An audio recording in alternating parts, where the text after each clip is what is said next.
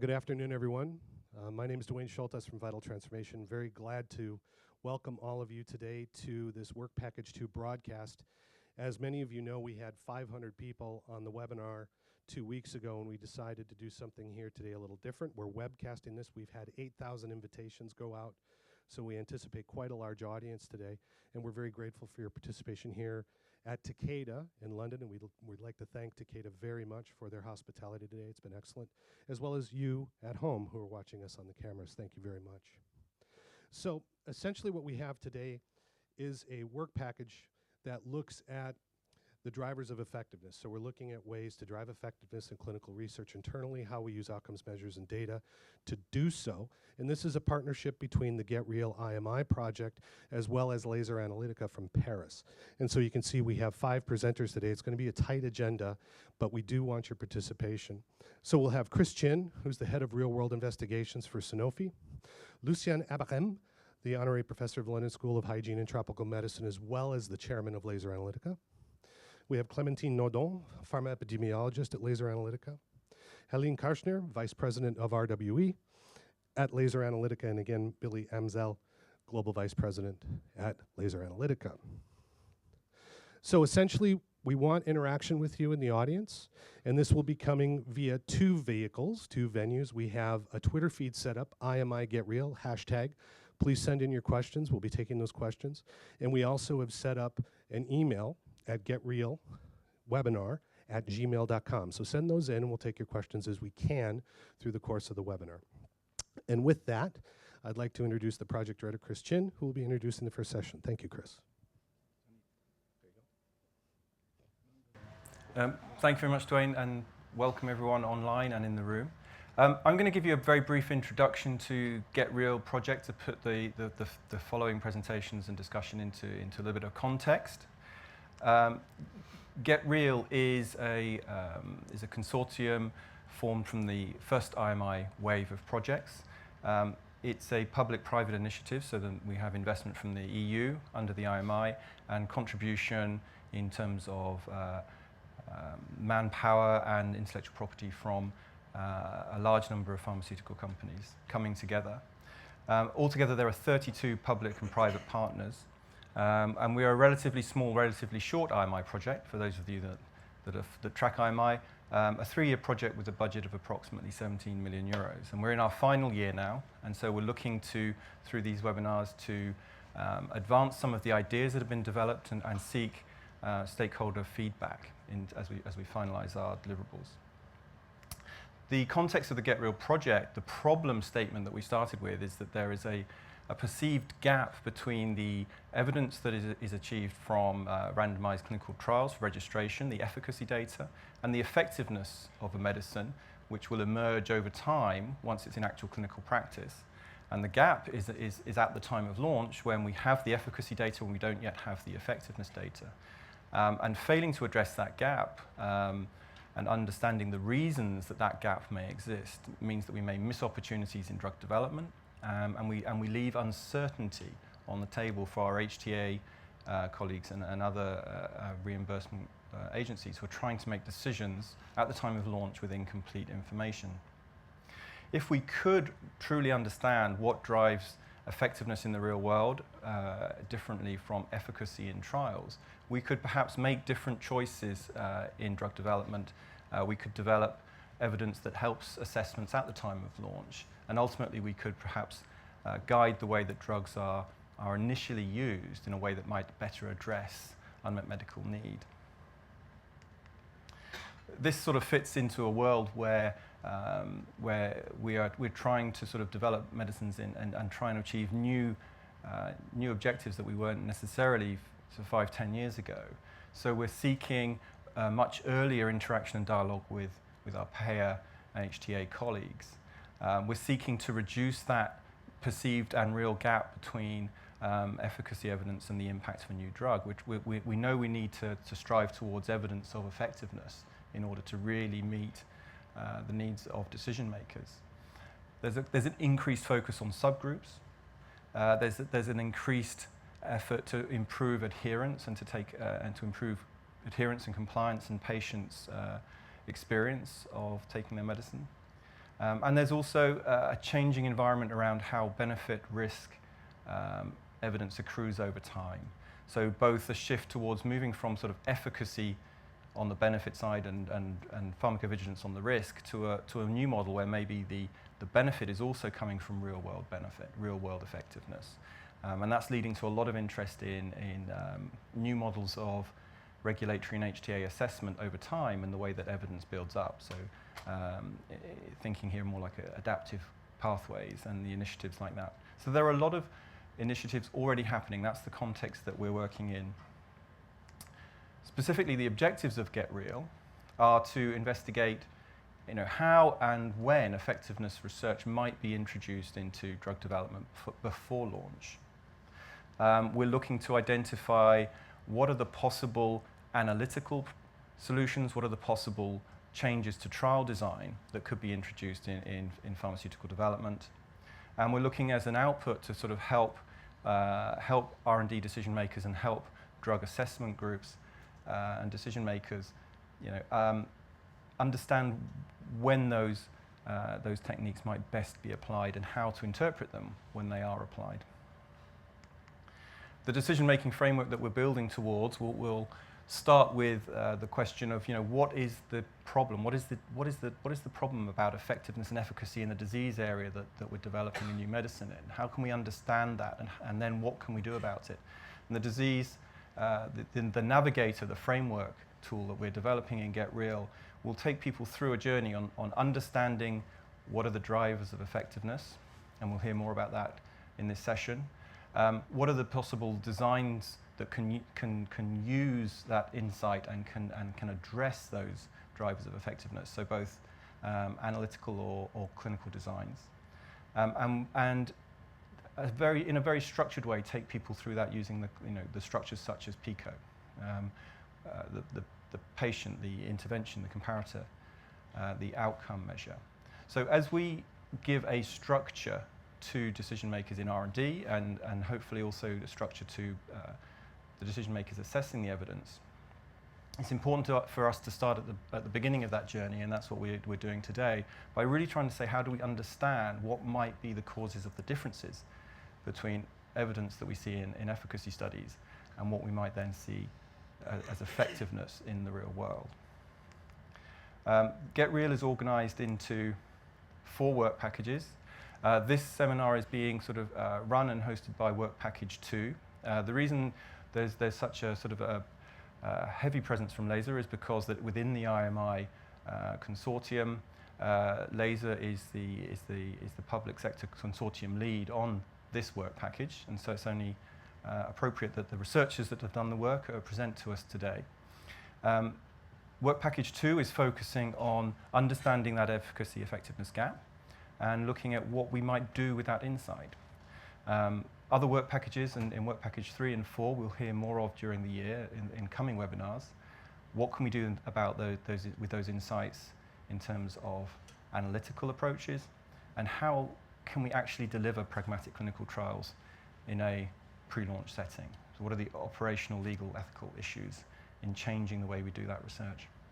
So with that, I'm going to hand over to Lucien Abenheim, the director of LASER, who's going to take us on the beginning of that journey. Thank you very much.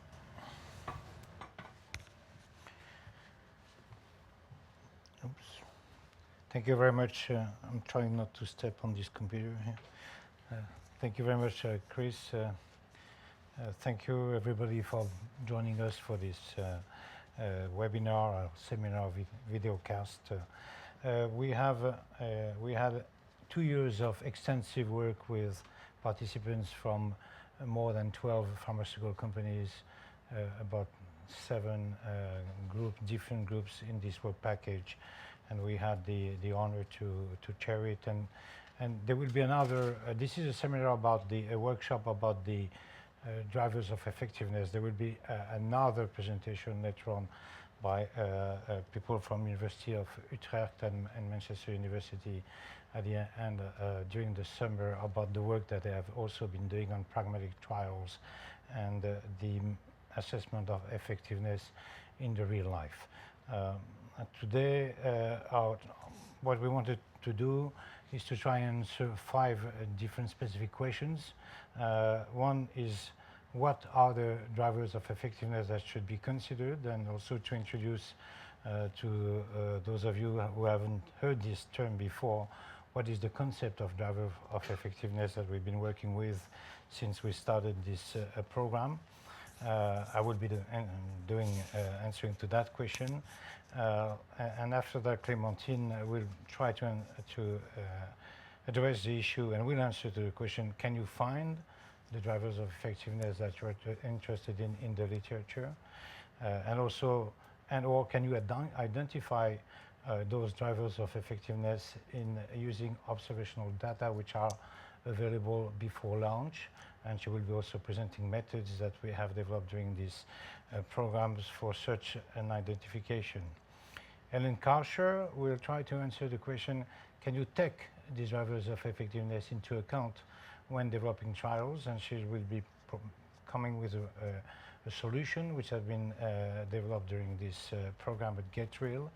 And finally, Billy Amzal will try to introduce the issue of how to predict or anticipate what will be the effect of these drivers of effectiveness in the real life. Very briefly, I will introduce here the concept of drivers of effectiveness. What's important to realize is that in order to develop innovative study designs, you need to have analytical tools to better assess the effectiveness of drugs. And for this, you need to better understand what is effectiveness. So we worked on this concept, not from a philosophical viewpoint or a regulatory viewpoint, but rather from a methodological viewpoint. As scientists, as researchers, what is effectiveness for that you want to measure, and what should you measure if you want to address the issue of effectiveness? For this, we have developed a conceptual framework to try and anticipate a potential efficacy effectiveness gap, and insist on the fact that when we talk about gap, we don't mean a negative gap. We don't believe that effectiveness is lower than efficacy. The gap can be in one direction or the other, and actually in the examples that we will be presenting, it happens several times that the effectiveness in the real life of a drug is better, that could be anticipated than what had been measured in the trials. The reverse is true also in other examples. And finally, we'll try to identify adequate solutions, and that will be the presentation of my other colleagues. We have decided to use as a scientific definition of effectiveness a definition that says that effectiveness is the impact of drug efficacy when all quote interactions are at play. When we talk about interactions, we talk about effect modifications or modifiers of effect, as well as statistical interactions or biological interactions. We have done some work into the better definition of the word interactions, but we will not be presenting it today. Effectiveness occurs when efficacy is modulated of a drug is modulated or expresses itself, if you wish, in the real life after the drug has been used in different contexts. And we have identified 2 very large series of parameters or factors that should be taken into account when you want to assess and try to predict effectiveness in the real life. The first category of parameters are those associated with the population treated, subpopulation, if you wish, sometimes used, or strata, or target populations, whatever. In any case, there are numbers of factors which will certainly have an effect on the effect of the drug in the real life. Age, obviously, is a factor that will influence the way a drug behaves in the real life. Gender sometimes will come with example on this. Disease stage, comorbidities, co-prescriptions, behavioral factors such as smoking would come as an example on that, but also genetics and baseline risk. So all these are population factors that may influence the effect of a drug in the real life, and that should be considered if you want to assess the effectiveness of a drug. Another type of factors which are different, which are not associated with the patient himself or herself, but more in the use of the drug, the way the drug is used. That is the dose, the posology, obviously, the duration of the use, after which kind of other treatment the drug is used, and what is the past experience with the drug. All these actual use kind of factors will be another series of parameters that will influence the efficacy and result in an effectiveness. It's important to consider that the efficacy which is measured in a clinical trial is actually one of the different effectiveness that occur. It is the effectiveness that occurs in the population that has been selected for the trial and at the doses which have been tested, which are tested in the trial, and nothing else. It is not the ideal efficacy of drug. Is not sometimes not the best. Sometimes it is the best, but it's not always the best effect of the drug. It's the effect in one population, and one of the speakers has shown to us that trials very rarely represent all the different factors that you have to actually consider to be able to measure effectiveness in the real life, and sometimes it's only 3 to 5% only of the different combination of these factors which are actually measured in trials. Another consideration that we have spent time on is the fact that the population which are exposed to the drug and the type of use which is actually occurring in real life are both under the influence of the health system that the drug is being used in which the drug is used. The coverage, of course, of the drug or not, its reimbursement, the medical practices, the screening policies, the diagnostic practices, all this is very much local. So, and influences what populations are exposed and at what kind of use is really occurring. So one of the important questions that one may want to ask is what is universal? Is if the health system influences so much the way a drug is used, what is really universal in the effectiveness? Are we talking about something which is only purely local, or is there a way by which we could try and have a common approach to effectiveness in the world? The short answer is effectiveness for some drugs will be very much influenced by the local policy, because the way the drug will be covered will influence very largely the use by the different patients. A more scientific answer is the fact that even if effectiveness itself, the result of the interactions of different factors, is very much local, each factor in itself is likely to have an effect which is exactly the same wherever the drug is being used. Age is not supposed to change the effect of drug differently in the UK, in Germany, in France, or even in Africa. Gender, each of the comorbidities taken one by one are not likely to change the way drug is actually acting. And that means that the role of research is to try and measure how these different factors will influence the impact of the drug. And we'll have examples in a minute by Clémentine. What changes is how these factors are distributed from one country to another, and the magnitude of the impact will depend on this distribution.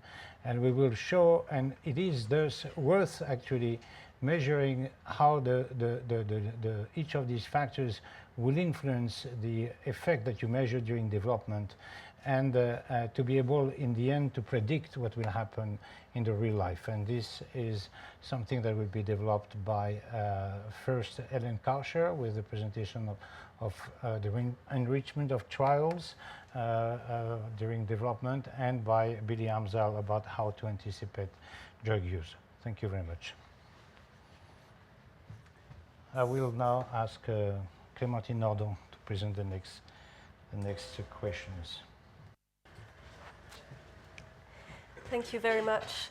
So So the concepts of drivers of effectiveness has been introduced, and I will now explain the different methods that were used to identify those. I'm talking also on the behalf of Sanofi team and other teams that worked in Work Package 2, and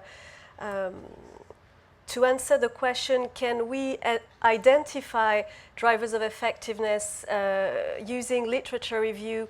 The answer is yes, and I will give you examples and also to identify them through the use of patient-level data.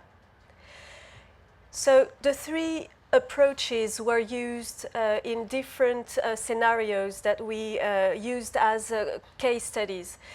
We used literature-based approach, expertise-based approach, and database approach. Both of them have strengths and limitations.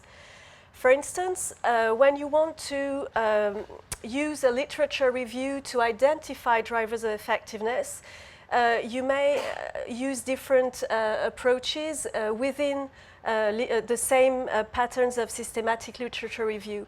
You may, for instance, in the Hodgkin's lymphoma, which is the first column, the team used a very strong systematic literature review approach to identify all the trials and all the studies that reported a difference in patients' characteristics between RCTs and observational trials.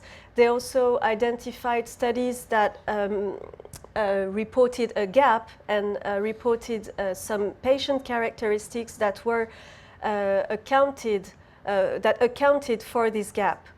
So this was a very strong method because it was systematic, and they used a method which allowed them to actually identify, for instance, that older age is a factor that drives, well, age is a factor that drives effectiveness, and because in trials, patients older than 65, 70-year-old are excluded, this may lead to an efficacy effectiveness gap. So this was important findings because it was not only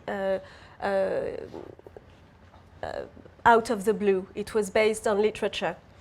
Another factor was lifetime occurrence severity of disease. In oncology, we call it the stage of the disease.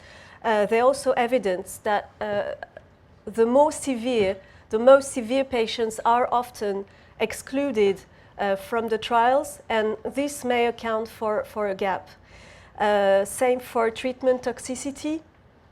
So this literature review and comorbidities, and this literature review actually identified 4 important drivers of effectiveness, and the next steps for this case study is data analysis.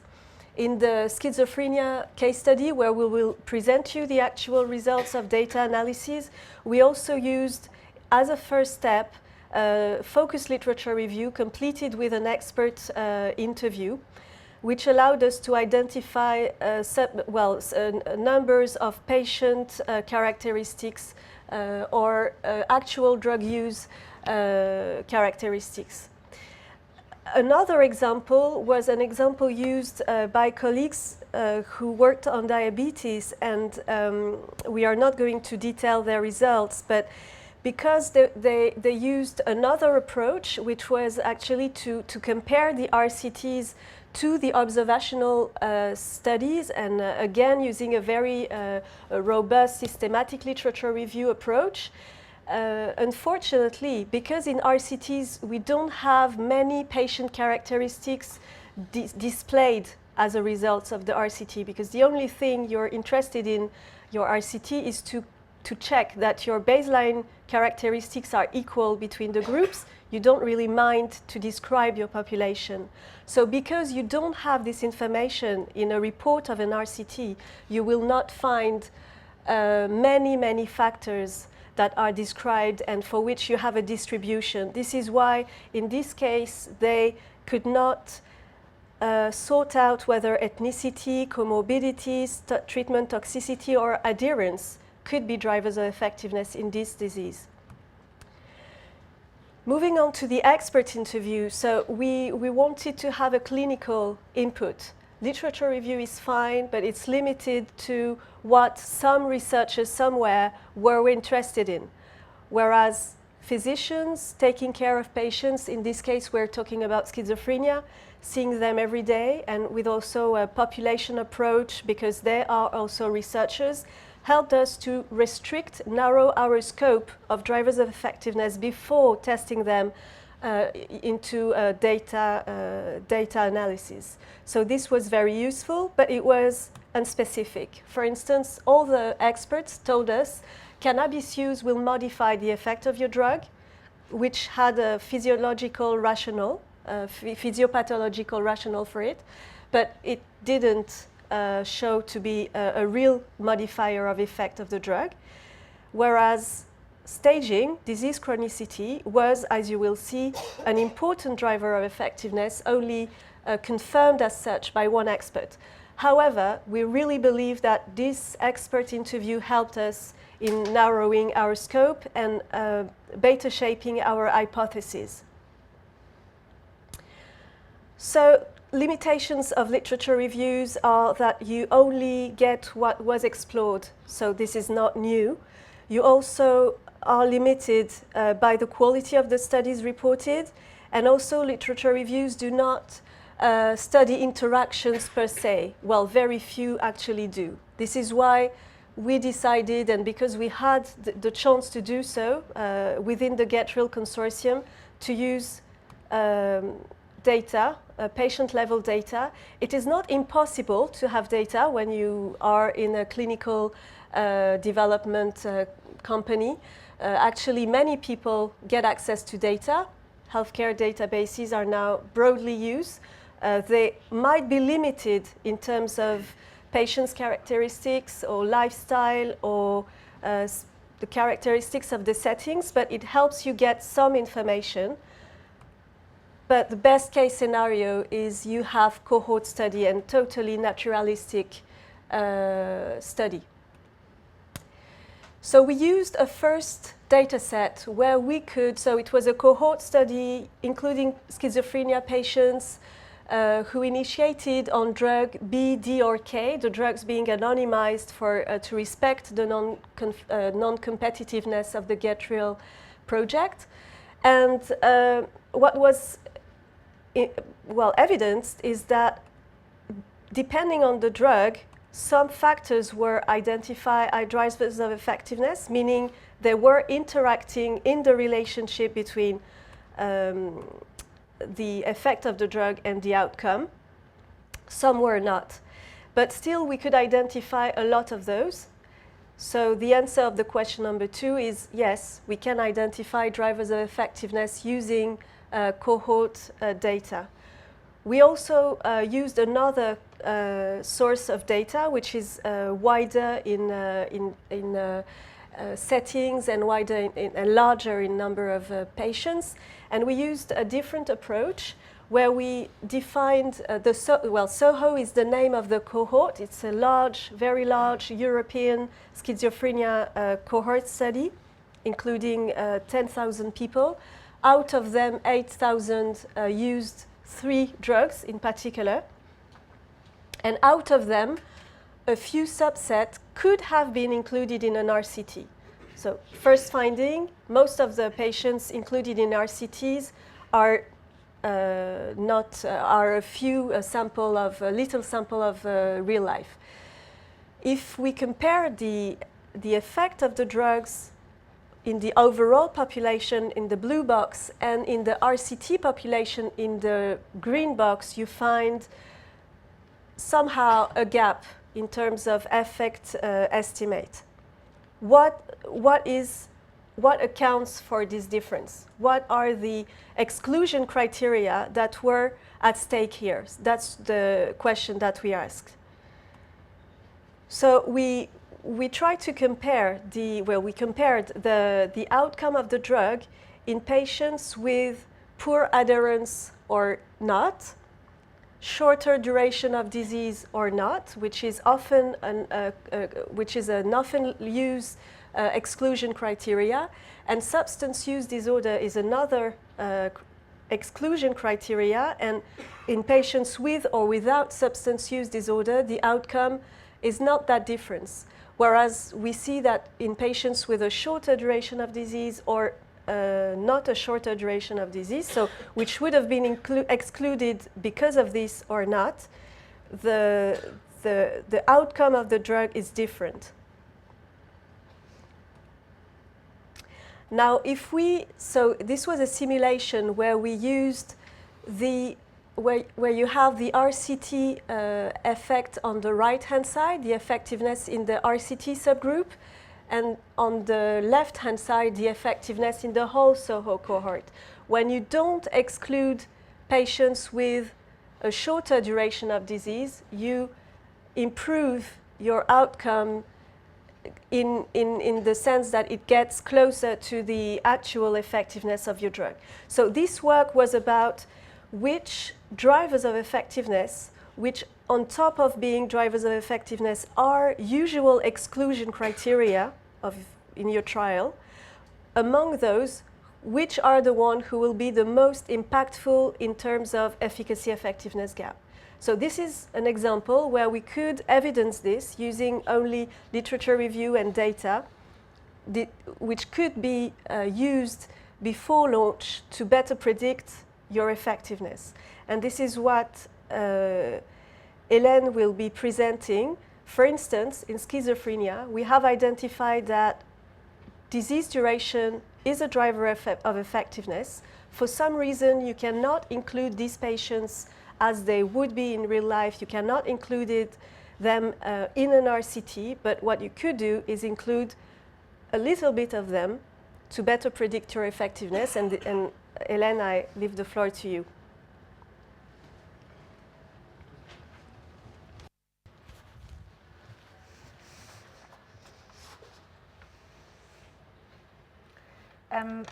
Hi everyone. So I'm going to now answer the question, how do we use these drivers of effectiveness to actually make the drug development process more efficient and making trials more general. So there are two ways to improve learning about effectiveness early in clinical development. So it's all about doing trials. So there are two things you can do. You can change your design, or you can modify the type of analysis you do. So even though effectiveness is very talked about, it's actually pragmatic trials are not implemented early and not as often as we think.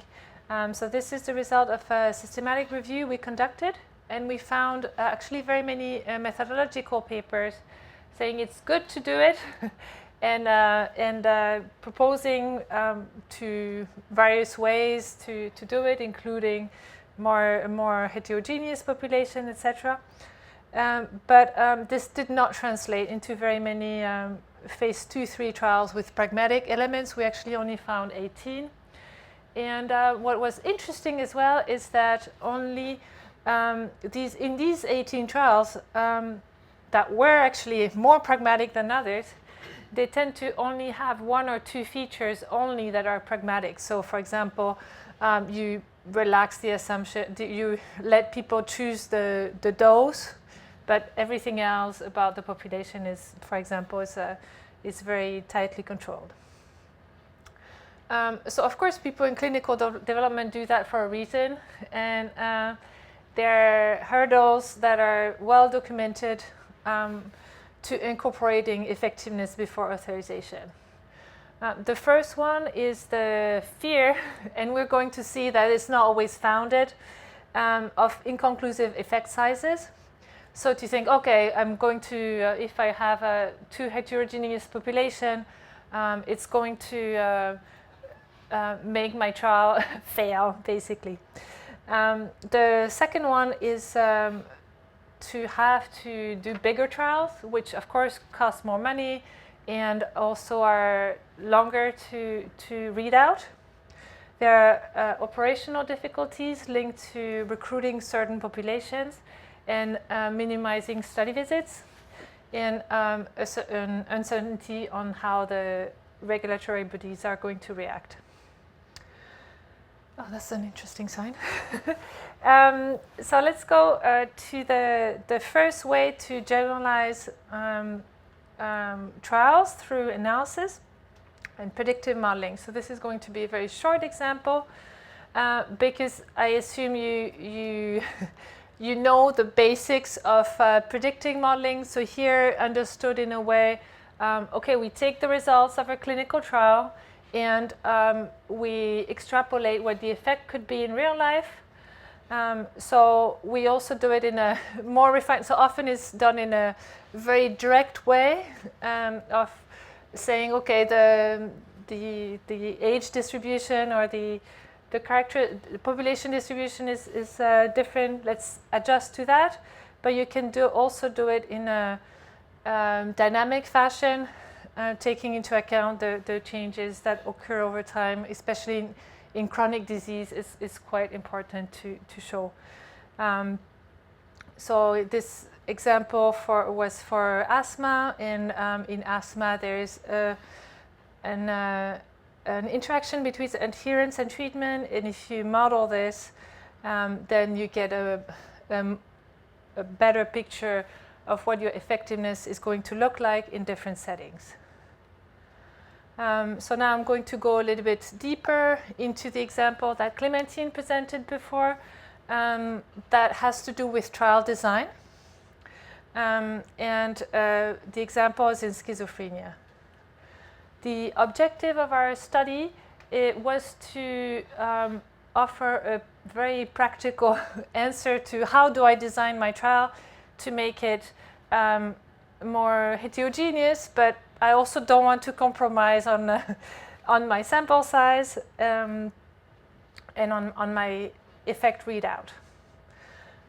In order to address this question, we use a real-world data source that is the SOHO data. That's a 10,000 patient study in schizophrenia, and identified an RCT in it, the population that would be eligible for an RCT, and then said, okay, what if we were to open this trial, open schizophrenia trials, phase 3 trial, to a more enriched population, possibly using the method of stratification.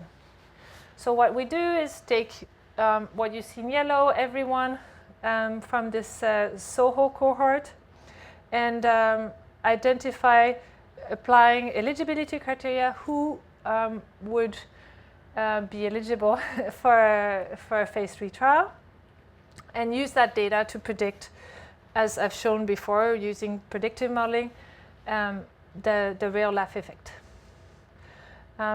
By doing so, there are two things that are important. The first is to look at the subpopulation sizes of the real-world populations.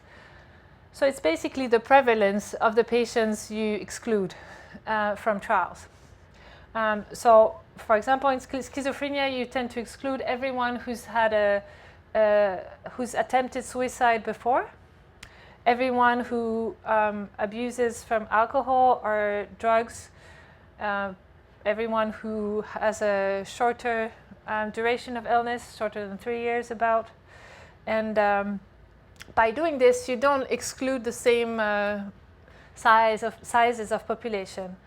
And also the effect in these populations, the effect is what you see here, is also different in these different populations.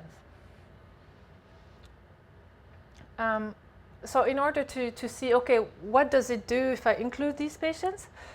We conducted simulations now to enrich the clinical trial population with patients with certain characteristics. So of course, when you do this, you don't want to be too crazy. You know it's going to involve risks, so you want to do it. First of all, using just one characteristic. And so, for example, older age or people who have the disease only for more than a year instead of more than 3 years. And then by doing modeling, you can then predict what your effect is in real life. So just using the predictive models. So when you do this, so this is the x-axis is the enrichment in terms of number of patients that you add back to your trial population. And when you have 0, of course, that's the standard phase 3 trial in which you apply your criteria very strictly. And then your prediction accuracy is a certain value, so it's not bad, but could do better. And now you selectively reintroduce patients with 1 past suicide attempt. Here again, it's not about going all the way and opening the trial to everyone who's had 10 suicide attempts in the past year. It's about allowing patients who may be not very high risk, but typically excluded just as a default. Yeah, in the morning, someone was saying sometimes it's just a copy-paste from, it's Eric Perez from Novartis, just a copy-paste from the previous clinical trial protocol for the long list of exclusion. So some of them are not really carefully looked through, okay, could we relax this one or that one? And here you see what the impact is on the prediction accuracy, so how much you learn about effectiveness. So if you can relax, for example, 2 different conditions, and you're going to see that with just adding back a few patients, you actually add a lot of knowledge about effectiveness, and also that you can compare characteristics with each other, and also see what they do in combinations. Finally, and that's the worry of every trialist, is my probability of success going to be really bad if I do this? So yes, I learn about effectiveness, so my market access colleagues are going to be happy, but what about my goals, my regulatory goals? And so in order to address that, we again calculated the probability of success for an RCT population and different types of enrichment for the 2 most prevalent drugs in this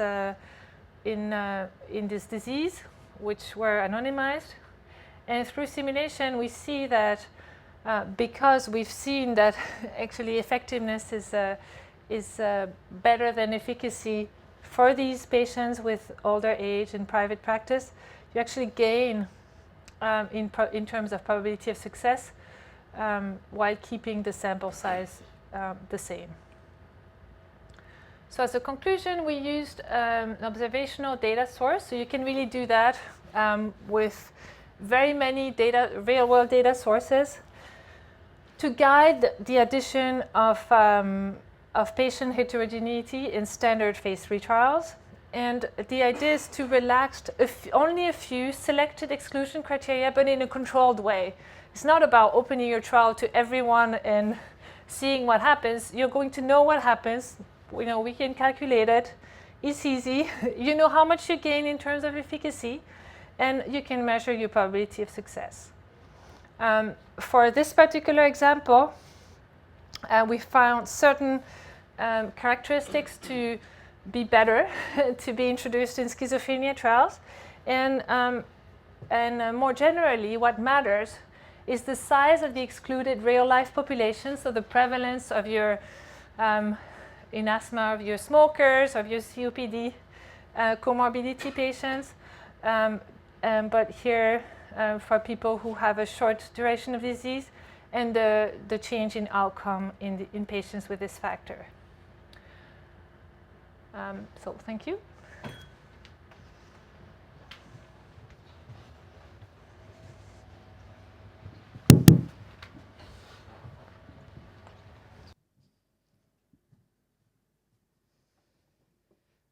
Thank you. So I will follow up with a bit broadening of the perspective towards, let's say, broader utilization of such bridging to effectiveness modeling tools in the context of clinical development. So I will start from what was, the setting that was described and the examples we took, and go one step further and answering the question: can you predict or anticipate the effect that will be observed in the real life for a given drug in a given context?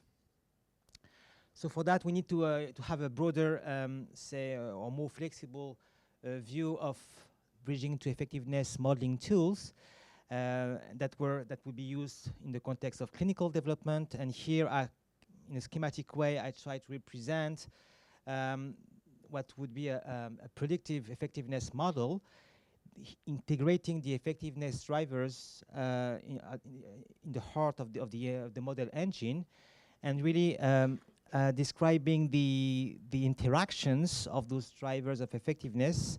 First, with the disease evolution itself, so the pathology itself over time. Second, with the effects of the drugs and potentially the relative effects of those drugs.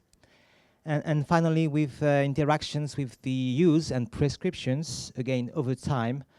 And as, of course, the drivers of effectiveness may typically be affecting substantially the use and the prescriptions of drugs over time. So basically, in a more flexible and general view of bridging to effectiveness models, you would kind of try to encompass those three engines, those three model engines into one, and of course try to inform this tool with different data sources, especially focusing on the way to inform how those drivers of effectiveness interact. And second, to inform how those drivers of effectiveness are distributed in a given population in the real life. And of course, this may or may not depend on a specific country or a specific health system. So let's consider broader applications for this bridging to effectiveness model before looking at two case studies. Helen and Clementine have explored, the use of such bridging model tool to evaluate the impact of a given population being selected in a clinical trials versus another that would be more reflective of the real life population. But of course, during the clinical development, there are typical other applications that are very, very, very valuable and very strategic to go through. For example, trying to bridge the effectiveness to other comparators. So obviously here we would be talking about relative effectiveness. And third, trying to bridge to long-term effectiveness outcomes, for example, or other effects, or the measure of the effects or other outcomes that may be more relevant or more measurable from a public health viewpoint or from a real-life setting viewpoint.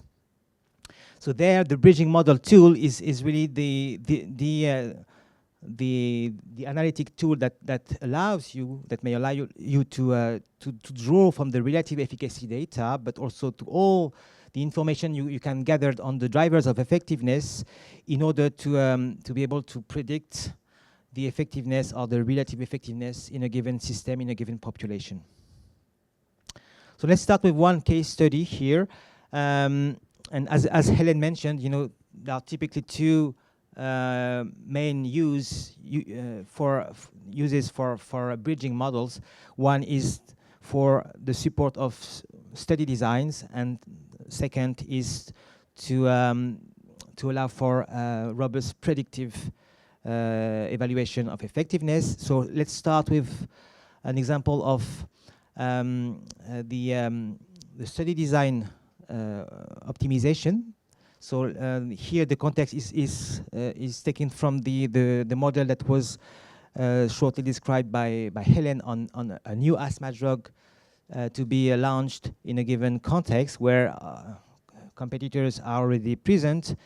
And here the idea is really to anticipate the effectiveness of the relative effectiveness of a new drug, and of course to optimize the phase 3b study design accordingly. So as model inputs here, there are different parameters that needs to be chosen. First, the design parameters that may include, for example, sample size or study duration. So these are just examples, but obviously this is much broader than only the selection of population. Then there is the baseline population here, basically the inclusion criteria that you need to consider.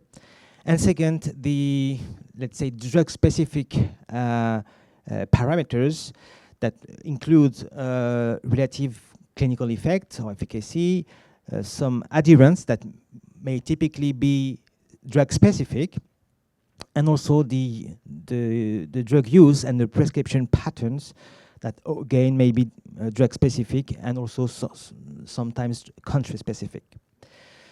So based on these model inputs, we can build this predictive dynamic asthma model that would account for the drivers of effectiveness, their distributions, and their interactions with the use, the drug of the relative effects, and the disease evolution all over time, so in a dynamic fashion, using some adequate model. Here it was a Bayesian inhomogeneous Markov chain model that was informed by individual level patient data that were able to inform about all those drivers of effectiveness, which include adherence, severity, and the treatment sequences over the patient's lifetime.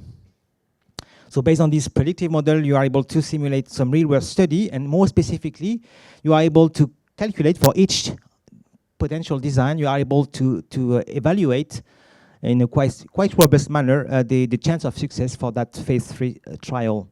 And typically you would get as an output these the comparative chance of success for each design. For example, here with different study durations and different assumptions, different scenarios on the relative adherence of the new drug versus the existing comparators. Second case study that would illustrate more the way to anticipate relative effectiveness in a typical setting of oncology drug development, where typically, in oncology, again, like in many other areas, RCTs are typically targeting on very selected patients, and in the context of cancer trials, the drug that are tested are addressing a very well-defined positioning of a drug and very specific, typically PFS and OS outcomes that may not be always relevant in the real life, and that at least it may not capture the more complex and more dynamic prescription patterns that we observe in the real life, especially in oncology. So here the idea is really to capture these real-life dynamics, and first to consider real-life patients and the drivers of effectiveness that would impact the relative effectiveness in the end, which they include patients' demographics, prognostic factors in that specific cancer, adherence to treatment, and here treatment pattern history. Second, we want to account for the dynamics of prescriptions that is realistic, so pragmatic and close to the real life observations. So here the prescriber characteristics may correspond to the decision rules to decide whether to switch or not to another line or another drug, and second, the dose reductions that may also encompass the safety events that may be observed in the real life and that may lead to dose reductions for a given drug. And of course, finally, you want to model the events. So here we chose to model that via discrete event models here at the patient level, and those events include safety outcomes, changes in prescription, switches, dose adjustments, and treatment interruption, and of course the fatal event, the death events. based on that, the idea here is to simulate patient-level event dynamics over time, again informing these all these parameters and all these interactions over time with literature data and observational patient-level data that may be available for the current existing drugs, starting with a population of real-life patients and with given levels of drivers of effectiveness and given prescriptions at baseline, and using this simulation model to run basically the patient's lives over time. So starting with risk equations for this specific cancer, and describing the time to the first event, that may be, for example, a safety event, and there the dynamics allow you to update the drivers of effectiveness that may change for that specific patient, and update the risk equations accordingly as well. And then again, this allows you to simulate until the next event that may be a treatment adjustment or a prescription event, again leading to the update of the drivers of effectiveness for that patient and the risk equations, and so on, allowing you here to really simulate in as close as possible to the real life the patient pathway, and accounting for the dynamics again between the drivers of effectiveness and the prescriptions over time. So let's conclude quickly and summarize a few take-home messages around that. So I described some integrative model-based approaches that can support the bridging to effectiveness gaps during clinical development through real-life case studies here, but they are typically applicable to any kind of therapeutic areas in theory, and in practice, actually, they are very relevant in many types of disease, including infectious disease and chronic diseases, and also vaccine areas. It requires typically very dedicated modeling tools, usually quite advanced, to reflect some levels of complexity that we observed in the real life. And in that sense, Bayesian models are also very valuable option, especially in that sense that it allows you to integrate various sources of information of very different nature, whether it is literature information, or whether it is individual level patient information, or whether it is clinical expertise or expert judgments.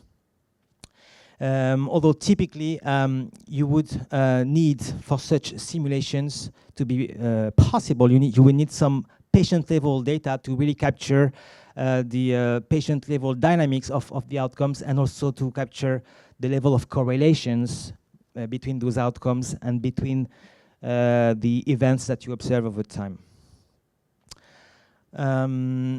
As we showed, such predictive tools allows you also to anticipate the results of a given study for a given design. So this can be used more specifically as a support for optimal real-world study design.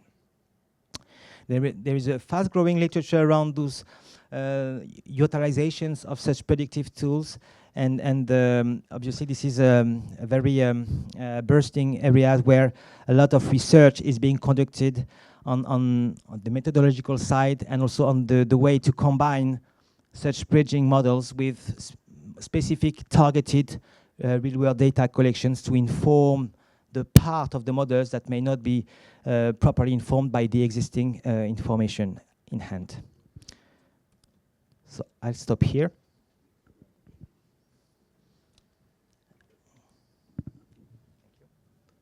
Thank you very much. If we could have all the speakers take the stage. And again, if we could have everyone sit down. Does anyone here have any questions that they'd like to ask first off to begin? Anyone have any questions? No questions? We're all comfortable? We know everything? That's great. Okay. So we have a seating situation here. Okay. So I have a question regarding the schizophrenia study and the selection of the suicide metric as a variable. there's been a lot of research being done at University of Southern California, the School of Addiction Medicine, where they've looked at that people often self-medicate. So often people who have alcoholism or using non-prescription drugs are self-medicating due to depression, etc. What would be the process for you at Laser Analytica to go through and then determine which variable you would want? Would you model each of those then, checking those variables to see if that has an impact on the clinical study? And how would you then verify that you would pull that out or decide what you put in? Any of you can answer.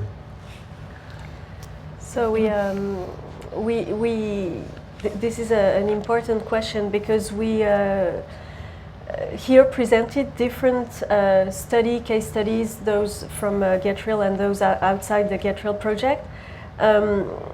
So to respond to the schizophrenia part, we really used a stepwise approach using different sources of data with a very strict, predefined step-by-step approach because it was a methodological work. So we needed to really make sure that we did not have any random finding using data only. Mm-hmm. So this is a part of probably why we had this expert interview and literature review, etc. When you have more flexibility or more types of data, or for instance, where Billy explained that in another example, you may combine different source of data into one model, then you wouldn't have this step-by-step approach. You would have a more integrative approach. But still, I think, and this is more Billy's area because what we presented are different. Literature review or experts interview are important to avoid data-driven results, but it's probably... Care to take a punt on that, Billy? Yeah. You got the mic, sorry. No, I agree, especially with respect to predictive effectiveness during clinical development. Obviously, there are pieces of information that may not be informed by your own data. And this includes also anticipation of, for example, what would be the how the prescription habits will change when a new competitor will reach the market, and this of course is not documented in the literature, nor even in any observational study data that you may have, because the drug is not on the market. So there, typically the expertise of practitioners, clinicians, may guide you and generate some realistic scenarios to input into your model in order to anticipate what could be the what you can expect in terms of real life effectiveness for your new drug in your development. Yeah. I mean, I think it's a great sort of hypothetical question. It illustrates the process you might go through. If you believe that self-medication in the population might have an interaction with the effectiveness of a medicine, then you need to sort of look for, have you got data where patients are and are not self-medicating? And what you might find is that in an observational cohort that you can pick up similar patients who are otherwise similarly treated who do or don't self-medicate. And what you might find in an RCT is that they absolutely are prohibited and protocol violators if they self-medicate. So you need to sort of find, have you got access to the data from the trials without self-medication, from the observational data with or without self-medication. And once you've got those kind of data feeds, you can start thinking about the analytical approaches that you might take. But it comes back down to have we identified the right factor through patient interviews, through physician interviews, through expert interviews, and have you got the right data? And this gets a lot. Yes, please. Go ahead. I just wanted to say that then it's exactly the type of framework we propose once you've identified the data source in which you're going to see patients who self-medicate and patients who don't. Then as soon as you have this, you can do this enriched RCT study in which you see, okay, now am I going to allow my patients in the trial to have some level of free communication. Self-medication? Well, free the communication is an important. Often, patients are required to not take anything outside of the investigated drug, or it's very, very controlled. So, how much are you willing to relax? Is the question we can answer. And I think my point, based on some of the research that's been going on, is a lot of these people who self-medicate are actually more severe cases. And in fact, they might respond more, but by limiting having such a tight exclusion-inclusion criteria, you might actually limit the level of effectiveness from your study. And this gets to another point. If we're looking at increasingly, a lot of the discussion and the debate, certainly in the work we do in adaptive pathways and adapt smart maps, it's this efficacy gap that we're talking about is often driven by the RCT itself. That is often driven because of the constraints of the RCT. So by moving away from the RCT, looking at some of these effectiveness studies, do you think we'll be able to, just by virtue of doing this more in an iterative process, are we going to get better results and bridge that just naturally? Yes, Doctor. Actually, I don't think we should move away from the RCT. But I think Hélène has been showing, and the group, this has been a group effort, by the way. As I said, there is about 12 pharmaceutical companies who participated in this work, and 7 academic institutions. So what's important is the enriched trial, enriched RCT methodology, which has been proposed by this work package, and Hélène has shown to be working. Will actually, maybe the co-medication is not the best example of what you want to enrich in your trial, but it's quite difficult. For most of the other drivers of effectiveness, you can try to enrich your trial without increasing your sample size, without increasing your cost, and actually in increasing your power, contrary to what people would normally think. They would. Most of the time they would think, if I do a substratum analysis, I will lose power. And what we have been able to show mathematically during this trial is that by using an enriched RCT methodology, we didn't get into details, you can actually, if you add to your trial subpopulations in which the effect is actually possibly higher than in the average population, you will actually increase the power of your trial. And so there is this idea, which is a false idea, which we have been fighting during this work package during 2 years, is that if you take into account effectiveness, you're going to lose power, it's going to cost you more money, you're going to increase your sample size, and you will have your drug is not going to be accepted. It's all the contrary. If you actually, most of the time, it's very well known, most of the time drugs work better in certain subpopulations. It happens that these subpopulations are those who need your drug more. And who needs your drug more? Those who are more sick. And if you put in your trial this subpopulation in the right way, of course sometimes it's a bit tricky and difficult. But if you actually identify them through a thorough literature review, if you identify them through a thorough epidemiological study of existing observational data, and you actually enrich your ICT using the right methodologies that Hélène has developed with the group here, then you are sometimes, not always, but sometimes, many times you will increase your power at no cost. So sometimes at a bit higher risk, and then you have to balance that, and of course, very carefully. So I think it's not getting away from it. All is to put that in the development and take this into account during the development. You often find the same in regression analysis when you add dummy variables. By adding a dummy variable in a multiple regression, you can actually increase the statistics. If you have the variable, if you have this variable, yes. To have this variable, you must include these patients in the trial. Right. So if you want to do this analysis, you might have these patients in the trial. You shouldn't be afraid to do it. If you do it, as Hélène was saying, in a very controlled way. And I think more and more the agencies are going to take this into account in their consideration. And that gets me to another question, but we have a question from the audience.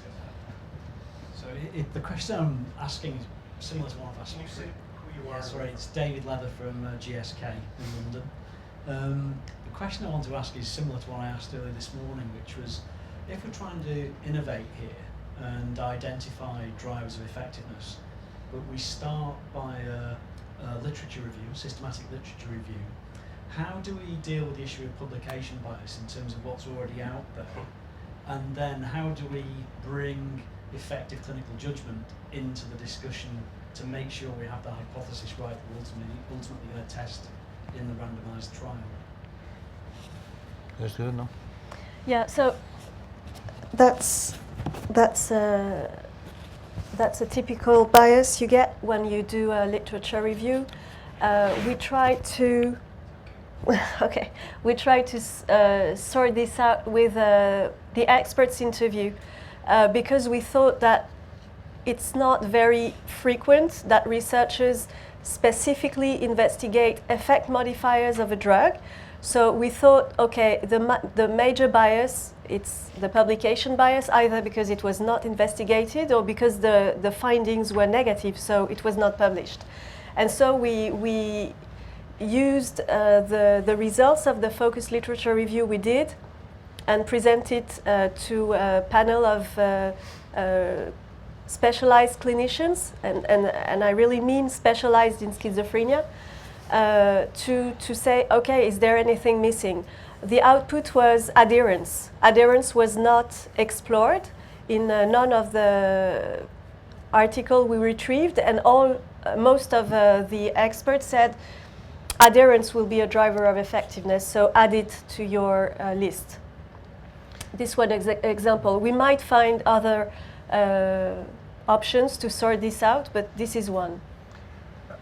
Yeah. I think, David, it's almost like having the benchmark, isn't it? So if you think that there may be a bias in what is examined and explored and published in the literature, you know, what else might there be that's missing? And I think the place I would start, as well as in parallel with starting the literature review, would be also to start with the understanding treatments and behaviours for patients and everyday prescribers through other research, market research, focus groups, you know, the patient-centred sort of research agenda, and sort of build up a kind of a list of what might be affecting treatments by talking to the patients and prescribers, just to find out, well, what do they do that's different? What do patients and prescribers do that we know we don't include in trials, or that we actually ban from happening in trials?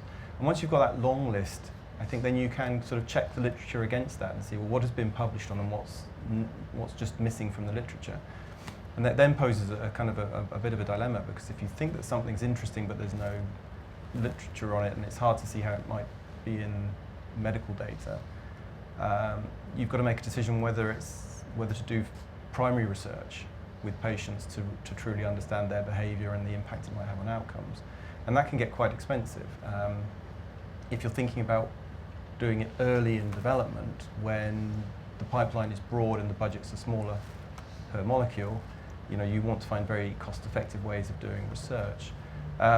So, in a way, if I think talking to patients has got to be a first step. Deciding what new primary research you could do to supplement the literature is the next step. And I think what we can probably do collaboratively is to try and think of ways of, you know, what infrastructure do we need in order to do real-world research, including patient insights? What kind of infrastructure would benefit us as a life science sector, so that one company at a time doesn't have to put all of the cost and burden of research into a disease area, you know, just when it doesn't necessarily have the research budgets to do that. Any more questions from the audience? Anyone else? Yes. Please state your name and where you're from. Alison Morgan, Chimerics. Can anyone comment on the delay to a phase 3 clinical trial while you're gathering all of this lovely information? It's very easy. Same as a regular RCT. I think it's a trade-off. If your approach was to think of I'm just going to run a bigger trial and it's going to take longer to collect, you know, more patients, then yes, it's either going to add cost to do the same speed, or it's going to take longer to collect more patients. But I think this is where the other approach, you know, we need to think of this in the context, as I sort of alluded to in the introduction, of things like adaptive pathways, where in fact at the same time you might be focusing on a more severe population in order to try and accelerate that trial program. You know, to get a drug through the regulatory and HTA systems more quickly in one population, while you continue to do the research on a slightly sort of less severe population. So I think there are things that can easily be done to mitigate, you know, the effects of different trial designs.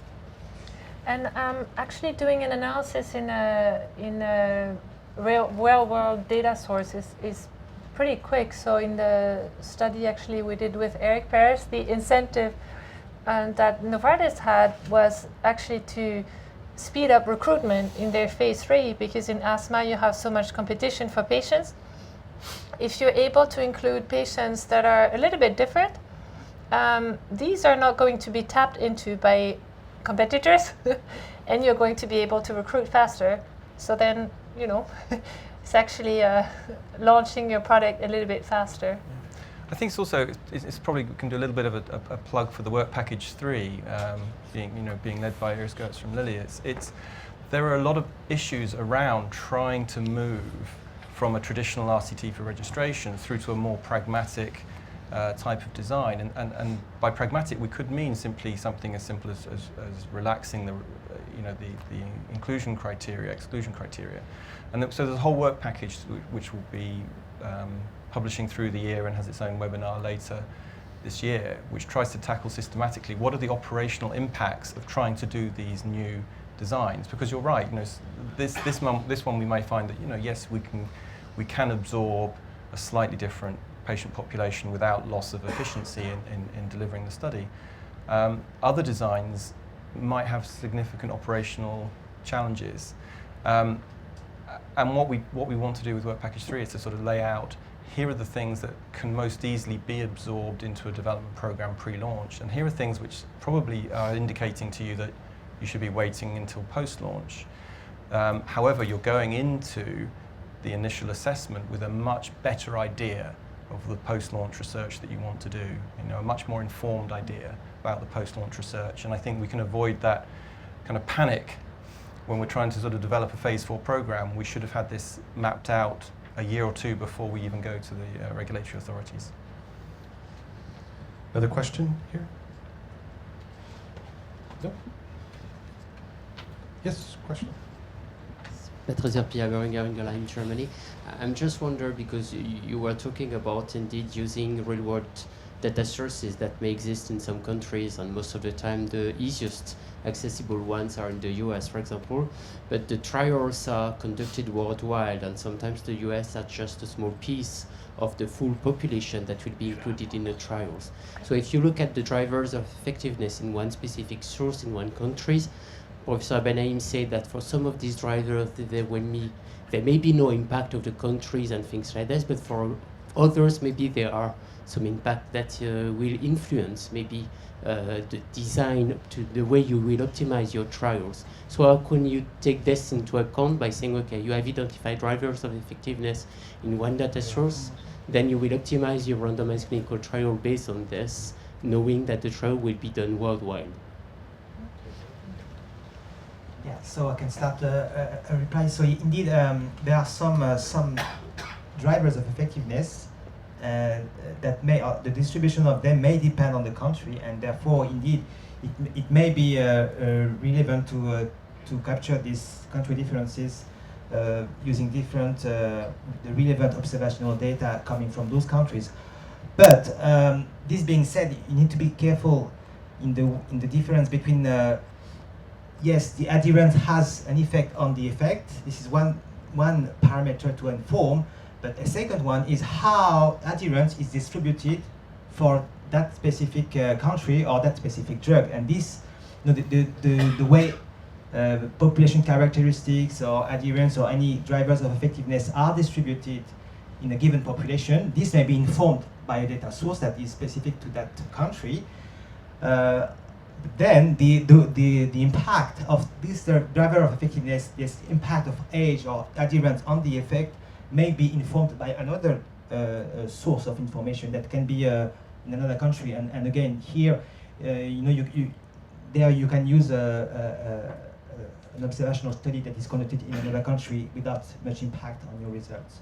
So you need to really focus the source of information versus your needs to inform your predictive model. Yes, and to answer to your question, where to find this data first. So there are two things. There is one thing which is universal, is how a factor will affect the effect itself. So age will change the effect of the drug in the same way anywhere. A certain dose of the drug will have the same effect everywhere on the effect of the drug on the drug itself. This is universal. What is not universal, as Billy just said, is at what age is the drug used in this country or that country. And another factor I'd like to add is the baseline risk of the disease. The risk of myocardial infarction in France is, I think, 4 times lower than in certain northern countries. So, for instance, so that is going to be a very huge difference for a public health decision maker, because if you decrease the risk of 20% in Finland, or if you decrease the risk of 20% in France, you will not have at all the same effect. So there will remain for a long time differences in the decisions to be taken by the local agencies. I think this will remain for a long time, and we have to agree with that. I mean, there are huge differences in Europe between the different countries in the baseline risk of the disease, and there will be and that will be remaining a local decision in many respects for a long time. However, we can develop programs globally to measure the effect of each of the drivers of effectiveness, because this is universal together. Any other? Yes, another question. Yeah, I just wanted to. Sorry. Name and Eric Harris with Novartis, and I just wanted to add to that. I think while it's true that the data sources in the U.S. they're for sure more easily accessible, and I think we have to be conscious of that, because there is that in and of itself creates a little bit of a bias, right? Because it's easy, right, to get to that data, right? But it's also not true that there aren't really good data sources outside of the U.S. as well. So depending upon the question that you're looking to answer, you can go out and you can find data in lots of places. Many times it's not so simple to access, but it's there, and I think that needs to be part of the conscious decision that you make in terms of what data that you use and what's the question, and is the data appropriate to the question. yes, but there's also an issue if you need 20 million data lines, and you need it in a week or two. That's hard to do in Europe. It's hard to do in Europe, but that's part of your trade-off. Yeah, that's yeah, time value of money. That's exactly right. I don't need 20 million.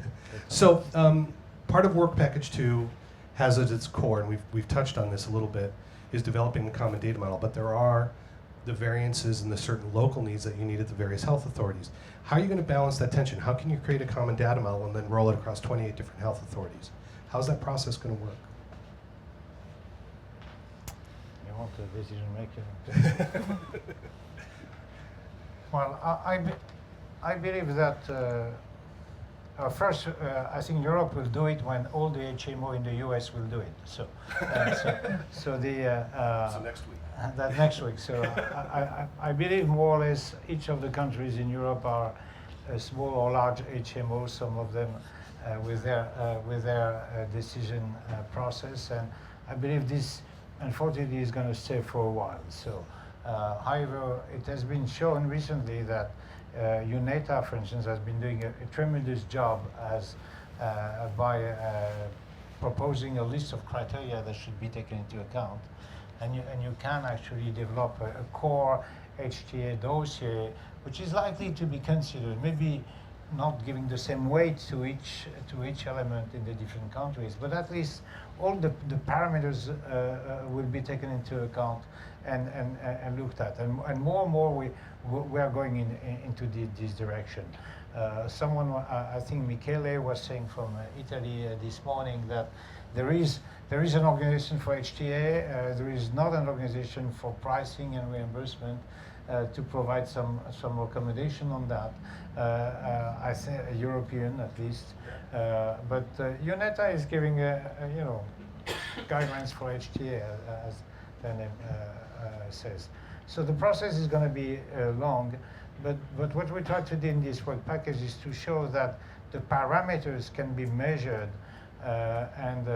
everywhere in the same way, that the science can be the same everywhere in the same way. Only the weighting that you will put into each of these parameters may change from country to country, and hopefully more and more be not so different. Sure. Another question from the audience. Anyone? Well, I've got about 20 here, so I'll keep cracking on, if that's okay. We go longer, that's fine. Chris, you opened up the box of phase 4, post-market. So I'm going to take a lead from that. If we look at the famous dibagatran trial study of Sentinel, mini Sentinel, that was published about 24 months ago. One of the things that came out of that, and a lot of the controversy that's still brewing around that, is around the confounding variables. A lot of decisions that were made around the warfarin versus the dibagatran, and a lot of the decisions were made how to handle those confounding variables. How do you deal with, if you're looking at relative effectiveness of 2 drugs or 2 potential treatment areas, when you're dealing with potentially skewed populations? How do you deal with those confounding variables practically?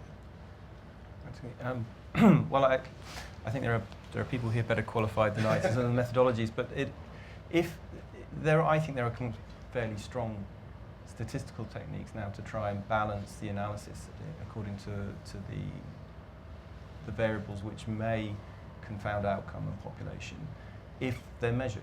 And I think the criticism isn't so much nowadays, that we haven't got the analytical techniques to tackle confounding variables and differing populations getting different drugs. It's about the unknown confounders. And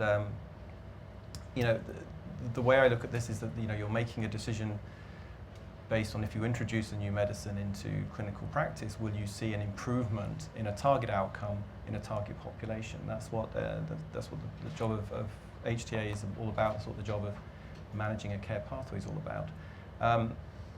In a way, you could just say that the post-launch program is all about is purely empirical. It can be you can introduce a new drug. You can work with physicians. You can issue best practice guidance, and you can see if you do indeed improve the outcomes the way that you've desired. In a way, once you're into that phase, predicting it is less important. And when you're at the point of launch and you're still in the game of predicting, those hidden confounders they're just part of, they're there. They're going to affect outcome whether you know about them or not. And I think it's, my personal view is that simply by moving to the analysis taking into account the known variables will take you a long way towards understanding and being able to predict effectiveness. And that the kind of residual theoretical confounders, that it may be a true problem, but I think it's a sort of a diminishing problem. The more you tackle the known confounders, the ones that are left become less and less important. And more easily identifiable. And you get close enough to make a better decision. We've got just 1 minute left. Any question here from the audience? Final question here? Okay. I've got one question here. I'm going to just go down the line and ask you. You're walking along, you find a magic lamp, polish the magic lamp, and you get one wish to help implement effectiveness studies across Europe. What would that wish be, Chris? I wish that the real-world data infrastructure across Europe was finished, that we'd finished that project, and that all of this research that we want to do on that data was just easy. And the genie would then look at you and say, how about we look at the Middle East? Next. Well, I wish that consensus and practice on methodologies and modeling techniques spread even further than just an IMI project, but much further globally through also regulators and decision makers and the industry, so that because this is really a scientific effort that will benefit to all stakeholders.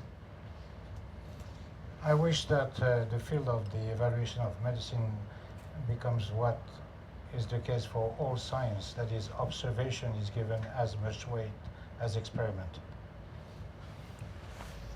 I think it would be great if all decision makers everywhere could just remove their hat and just be citizen patients when they actually decide and design trials? To finish the wish list, I will add to this that the early consideration of patients and physicians may also be improved by this thinking process, because when you investigate on drivers of effectiveness, it's not only technical, it's also going back to understanding better your disease, understanding better how the patients behave, understanding better how the physicians behave, and hopefully it will also loop the thing to investigate this earlier will help recenter drug development around the patients. And can I add another wish? Of course. Right, you get 2 wishes. You're a former regulator, fine. Well, I wish the patient is really put at the center of all the evaluation finally. Thank you very much. I agree. Okay, with that, ladies and gentlemen, this concludes our webcast. For the people out there, thank you very much for listening. For those of you here, thank you. And that ends our session. Thank you very much. Thank you. You did a great job.